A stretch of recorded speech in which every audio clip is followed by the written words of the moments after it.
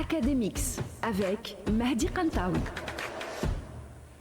Salut tout le monde, oui c'est bien moi, Mahdi Kantaoui. Chers auditeurs, chères auditrices, j'espère que vous allez bien et que vous êtes en super forme. Il est très exactement 18h30 sur plateau d'RTCI, alors où que vous soyez, je suis très heureux de vous retrouver en ce vendredi 21 novembre 2025 avec Académix. Je remercie l'équipe qui m'accompagne aujourd'hui, à savoir Faisal Halili pour sa précieuse collaboration technique et Rim Trabelsi côté création de contenu digital. Alors aujourd'hui, dans la chronique Académix, nous abordons un sujet qui est en relation avec les études universitaires. Il s'agit du transfert technologique, de la valorisation et l'interfaçage entre la recherche universitaire et l'environnement socio-économique. Aujourd'hui, nous ouvrons une page essentielle pour comprendre comment la recherche scientifique peut réellement transformer notre société. Nous allons parler du transfert technologique et de la manière dont l'université peut mieux s'interfacer avec l'environnement socio-économique dans un monde où l'innovation avance à grande vitesse.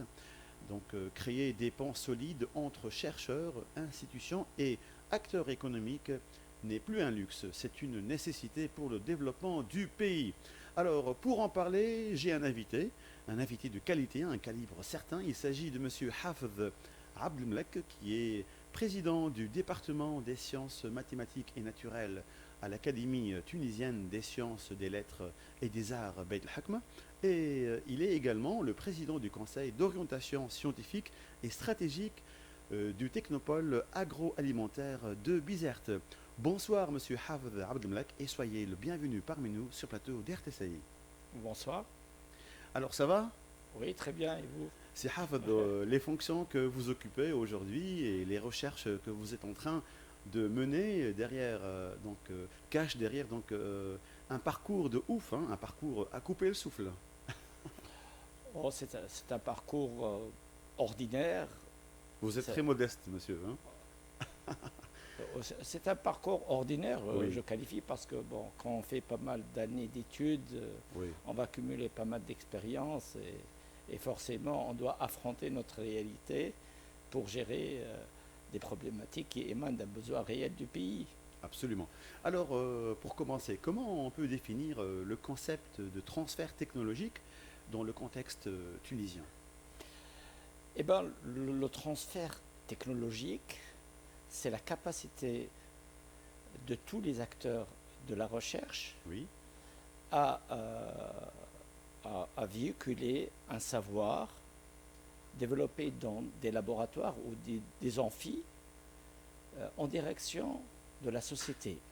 D'accord. Donc il y a un transfert interne entre les laboratoires, il y a un transfert externe entre les laboratoires de recherche et la société. Et c'est primordial de réussir ce défi. Les pays développés, généralement, peuvent vous montrer les produits générés par l'université tunisienne ou internationale, et les pays qui ont des difficultés à réussir le transfert technologique sont incapables de vous montrer des produits ou des services issus de l'université. D'accord. Alors, quel est aujourd'hui, selon vous, le rôle stratégique de l'université dans le développement socio-économique du pays? C'est une question très difficile, mais je vais essayer de faire un raisonnement cohérent. D'accord.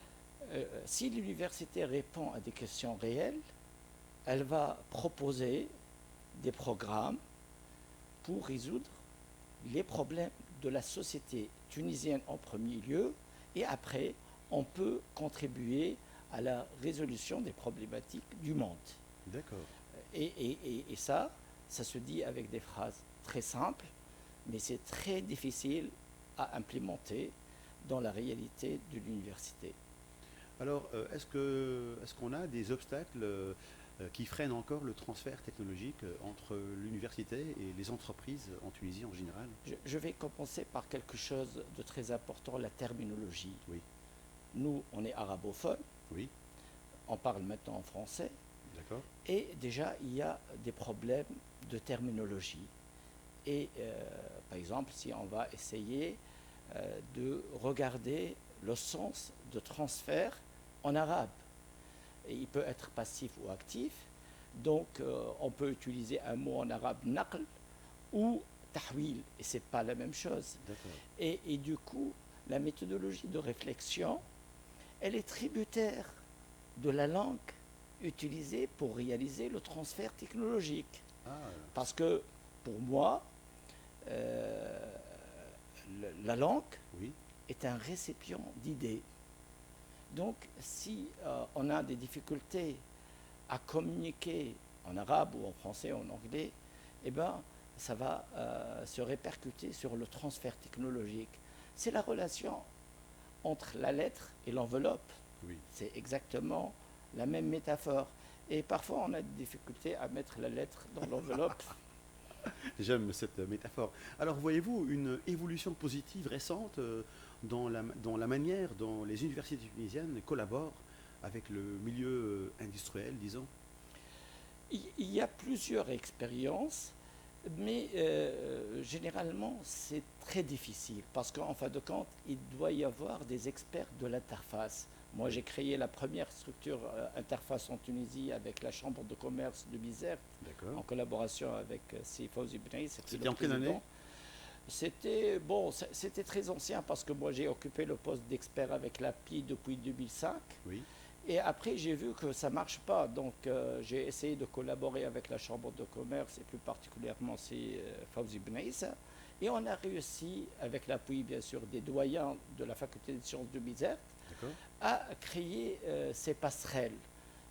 Parce que ça dépend de pas mal de freins, parce qu'on ne parle pas le même langage. Oui. L'entreprise a son vocabulaire, c'est pour cette raison la terminologie et la langue jouent un rôle très important. Et c'est pour cette raison, dans mes formations, je commence toujours par ce premier défi, harmoniser le vocabulaire. Parce que si j'utilise mon vocabulaire scientifique, Oui. eh ben, le message ne passe pas. C'est pour cette raison j'utilise pas mal de freins pour ne pas utiliser des mots techniques. Et là, l'interfaçage Oui. commence déjà par l'harmonisation du vocabulaire, en arabe ou en français. D'accord, c'est clair. Alors, comment les structures comme Beit al-Hakma contribuent-elles à promouvoir la culture scientifique nécessaire au transfert technologique? Eh bien, un de nos défis à Beit al-Hakma, Oui. c'est d'impacter la société avec le savoir et de partager les problématiques de la société. C'est pour cette raison on a présenté des conférences sur l'eau, Oui. sur les vaccins, sur la Covid. On accompagne des problématiques discutées au sein de nos familles et au sein de la société, mais avec une approche académique. On a 10 000 spécialistes dans tous les départements et on est obligé de contribuer à l'évolution de notre société. Et quel genre de spécialistes, par exemple? On a, Ça touche par exemple, quel secteur d'activité, par exemple?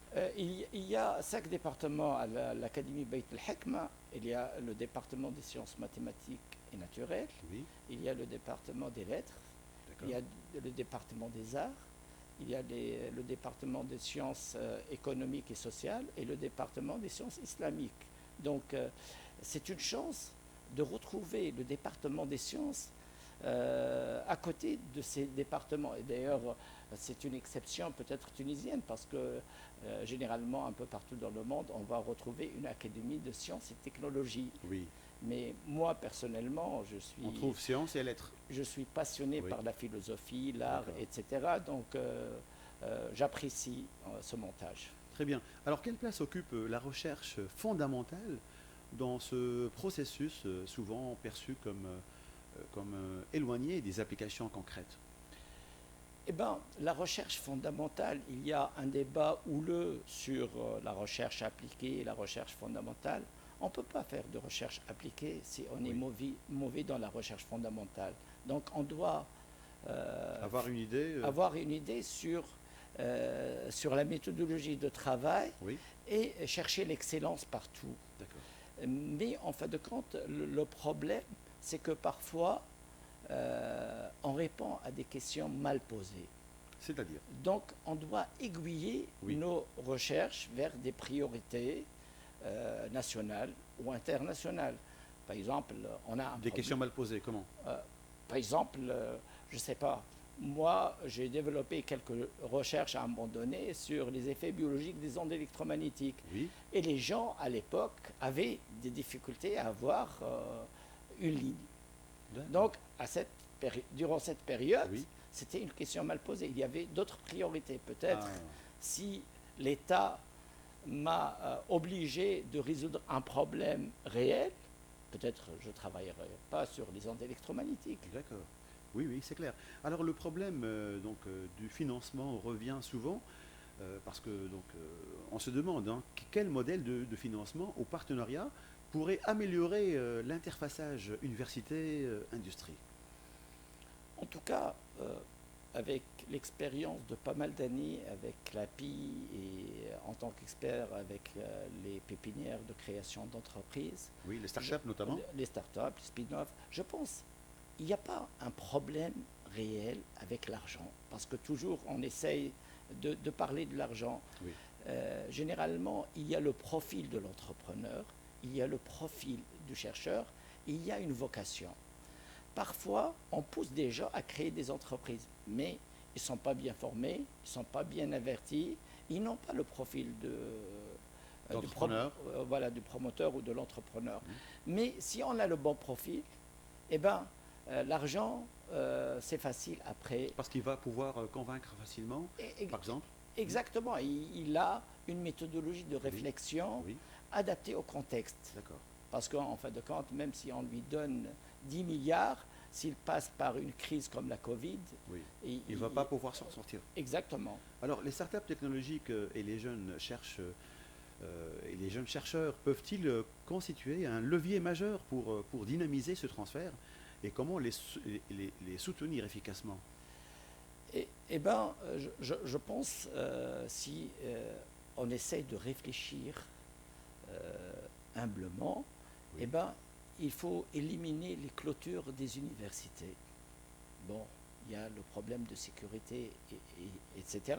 Oui. Mais en fin de compte, quand on arrive à développer des universités en osmose avec la société, Oui, eh ben, l'échange va Ah oui, arriver absolument. naturellement. Parce que Absolument. le mot interface, Oui. c'est interaction, c'est connexion, c'est échange. Entre le milieu Voilà. universitaire et la société. socio-économique. Oui. Maintenant, avec D'accord. les clôtures, eh ben, l'entrepreneur, quand il visite l'université, il est largué parfois, et le chercheur, quand il quitte son laboratoire, eh ben, il ne connaît pas la réalité de l'entreprise aussi. Oui, c'est vrai. Alors, quelle importance vous pouvez accorder au bureau de transfert de technologie dans les universités tunisiennes? Donc, sont-ils suffisamment développés? Eh ben, c'est les buts, les bureaux de transfert technologique. Il y avait des projets à l'MPR et même à l'Académie Beit El Hekma, Oui. dans de mes PV de département, j'ai mis ces buts. En fin de compte, il y a plusieurs structures, mais en fin de compte, derrière les structures, il faut des ressources humaines bien formées. Ah, c'est sûr. Et c'est pour cette raison, parfois, on voit pas mal de structures qui existent, comparables à des universités américaines ou canadiennes, mais malheureusement, ça ne fonctionne pas. Parce que, Pour quelle raison? Parce qu'il n'y a pas des personnes suffisamment formées, parce qu'on doit affronter la réalité pour Oui. apprendre. Oui. Jusqu'à maintenant, il y a un problème de passage de l'enseignant-chercheur à l'environnement socio-économique, et il y a une difficulté pour l'entrepreneur de comprendre la logique du chercheur. C'est pour cette raison il faut développer, Et comment les rapprocher alors? les rapprocher par des projets Oui, réels. Peut-être l'État peut financer des projets d'autres stratégiques qui obligent les deux acteurs à travailler ensemble. oui, c'est très important. Ouais. Alors, comment renforcer la confiance entre chercheurs universitaires et industriels, donc deux mondes qui ne parlent pas toujours le même langage? Eh bien, tout simplement, il faut développer un partenariat gagnant-gagnant. Ah oui. Parce que le problème qui se pose, eh ben, la logique de l'entrepreneur, il a des échéances, c'est le chiffre d'affaires, etc. Peut-être l'urgence chez le chercheur n'est pas ajustée Oui. au rapport, rythme oui, de l'entrepreneur. absolument. Donc Oui. il doit vivre Il prend son ensemble. temps, hein, Oui, oui. l'universitaire. par Oui, rapport oui. à l'entreprise. En tout cas, ça dépend parce que ce n'est pas les mêmes difficultés. Oui. Peut-être C'est pas les l'entrepreneur. mêmes contraintes aussi. Exactement. Ouais. En tout cas, on ne peut pas faire une recherche sous pression à 100%. Ah, On, oui. on peut préparer un diagramme de Gantt pour la mise en œuvre d'un projet, D'accord. mais dans le domaine de la recherche, je ne peux pas vous dire que je vais proposer une invention en janvier 2026. Oui. Ça, c'est un peu difficile. Oui, c'est vrai. Alors, à votre avis, quelles réformes structurelles seraient nécessaires pour mieux aligner la recherche universitaire sur les besoins socio-économiques? Eh bien, si on prend la décision de commencer à produire des produits et développer des services très simples en Tunisie, Oui, on va apprendre des métiers. d'accord. Parce qu'on a appris en Tunisie à étudier et à accumuler des diplômes Oui. et à faire de l'animation. Mais ça devrait servir à quelque chose, hein. Ce n'est pas des études pour rien. Oui, mais généralement, vous avez fait des études du journalisme. Si vous n'avez pas exercé, eh ben, vous n'allez pas apprendre le métier. Par exemple, oui. Donc, il est très important qu'on change nos comportements et nos mentalités. Cumuler les diplômes, Oui. ce n'est pas forcément une réussite. Il faut apprendre aussi à travailler parce qu'il y a une confusion entre l'animation en général, l'animation dans les administrations, dans les Absolument. universités et le Oui. travail. On doit apprendre, je pense, à travailler. Très bien. Alors, comment évaluez-vous donc le niveau d'innovation en Tunisie et la capacité du pays à transformer les idées scientifiques en produits ou services concrets? Eh ben, dans tous les rapports du ministère de l'Enseignement supérieur et les rapports un peu partout dans le monde, la Tunisie est très bien classée par rapport à la production scientifique, c'est-à-dire le nombre de publications Oui. et la qualité des publications. On est classé quel niveau Je ne peux pas vous dire maintenant, Ouais. mais il y Mais a on le est- rapport. On D'accord. est bien classé. Très bien. Par rapport Mm. aux pays de l'Afrique, Oh, par rapport aux pays même- de la Méditerranée? Même à l'échelle internationale, on D'accord. est bien classé, mais on est presque les derniers dans les applications de la recherche. Ah, pourquoi? Parce qu'on n'a pas des experts de l'interfaçage et on n'a pas une culture entrepreneuriale qui cherche l'innovation. Est-ce que qui ça cherche- nécessite une formation peut-être, hein? Oui, oui, Oui. oui, parce que personnellement, j'ai une formation. C'est très important l'interfaçage. Exactement. Oui. Moi, j'ai une formation biomédicale, Oui. mais quand j'étais à l'université Claude Bernard, j'ai préparé un diplôme de gestion des systèmes industriels, spécialité innovation. C'est pour cette raison que j'ai vu rapidement les carences dans l'interfaçage. Oui. Alors, question en ce qui concerne la propriété intellectuelle, donc, qui a un rôle central. Les chercheurs tunisiens sont-ils suffisamment sensibles à ces questions?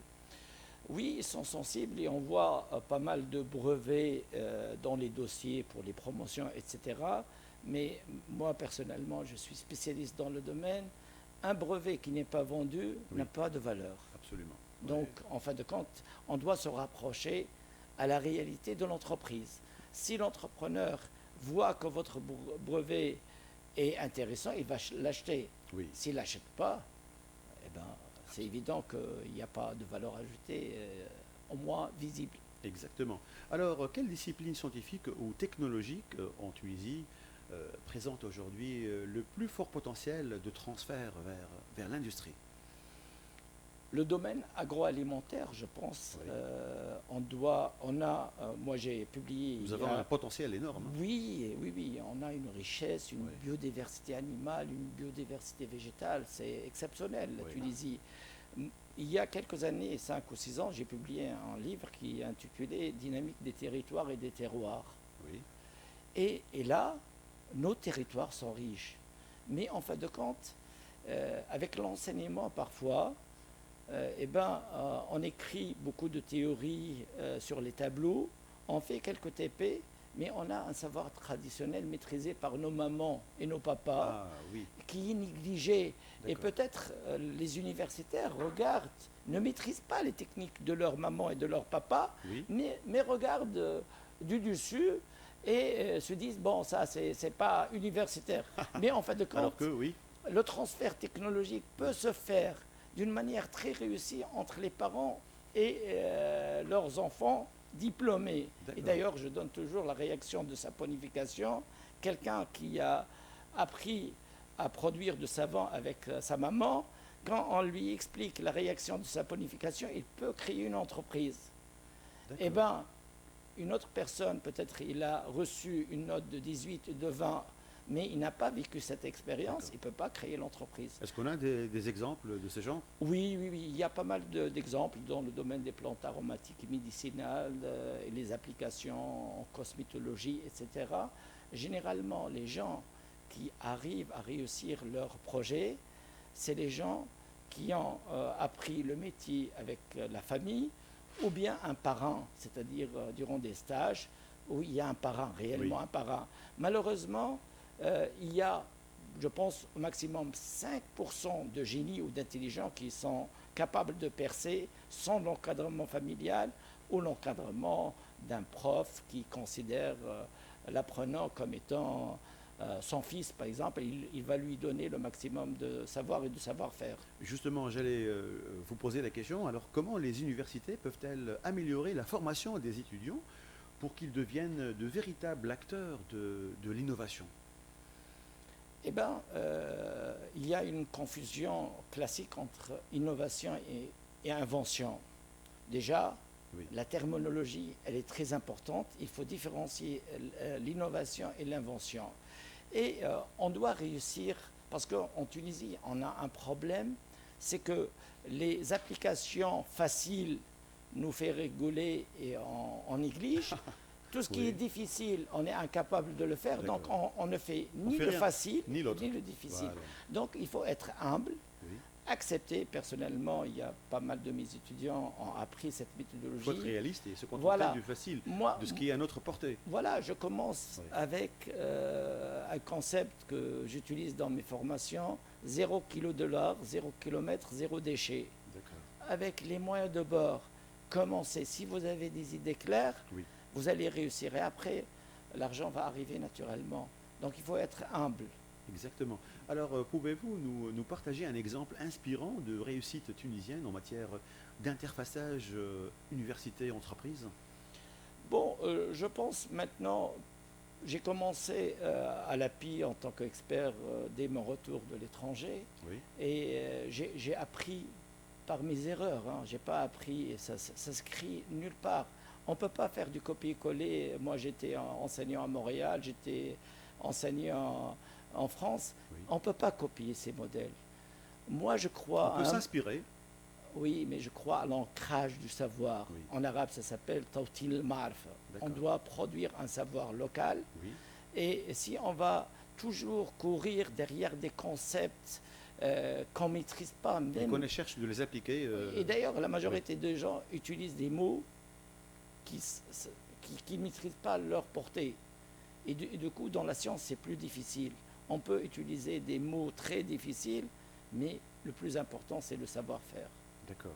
Alors, enfin, quelle est votre vision pour les prochaines années? Donc, où souhaiteriez-vous voir la Tunisie en matière de transfert technologique?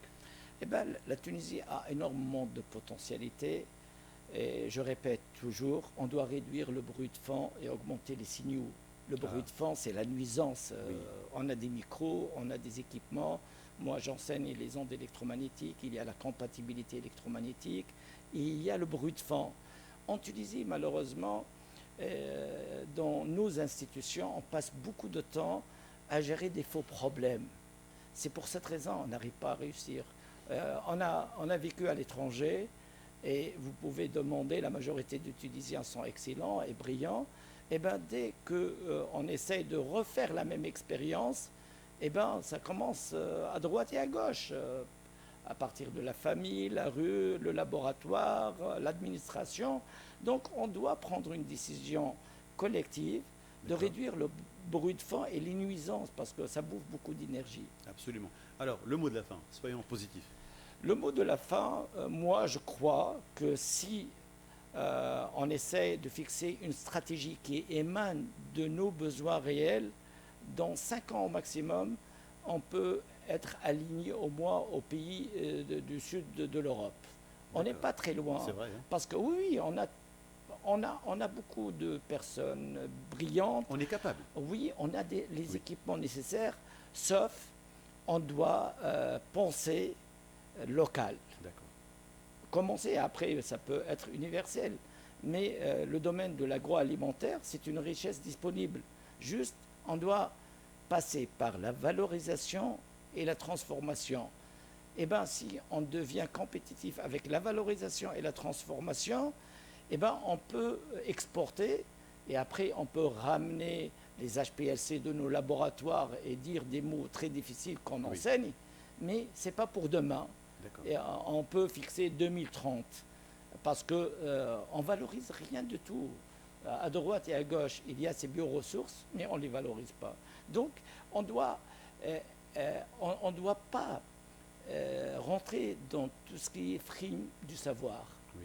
On doit rentrer dans les applications du savoir et on est obligé d'aider nos familles, nos régions, nos territoires à évoluer. On n'a pas le choix. Et surtout, think globally and act locally. Exactement, parce que un de nos défauts, on réussit mal l'intelligence collective. Oui. On est brillant individuellement, mais du moment où on veut travailler ensemble... En équipe, on n'arrive pas. Hein. Ah oui, oui. C'est des cultures peut-être. Hein. Oui, ça dépend du système éducatif, parce que, en fin de compte, chaque fois où je demande même à des cadres de faire un petit test, ils utilisent leurs bras pour cacher leurs copies. Donc c'est une déformation du système éducatif. On ne doit pas insister sur la compétition et le mot de la fin, on doit créer des projets de coopération. Voilà. Et là, on va réussir parce que l'intelligence collective, c'est l'unique issue pour notre pays. Très bien dit, notre rendez-vous d'aujourd'hui touche à sa fin. Donc Academix touche à sa fin aujourd'hui, ce soir. Monsieur Hafez Abdelmalek, merci à nouveau d'avoir accepté notre invitation et pour tous ces éclaircissements par rapport au sujet d'aujourd'hui, à savoir notre sujet, donc c'est l'innovation, c'est la technologie, la valorisation et l'interfaçage entre la recherche universitaire et l'environnement socio-économique. Je vous rappelle que mon invité ce soir était M. Hafez Abdelmalek, qui est le président du département des sciences mathématiques et naturelles à l'Académie tunisienne des sciences, des lettres et des arts Beit el-Hakma. Et il est également le président du conseil d'orientation scientifique et stratégique du technopôle agroalimentaire de Bizerte. Je remercie l'équipe qui m'a accompagné ce soir, à savoir Faisal Helali pour sa précieuse collaboration technique et Rim Trebelsi côté création de contenu digital. Et côté micro, c'était là Mehdi Kantaoui. Mesdames et messieurs, je vous remercie de nous avoir suivis dans l'espoir de vous retrouver la semaine prochaine avec un nouveau rendez-vous Academix.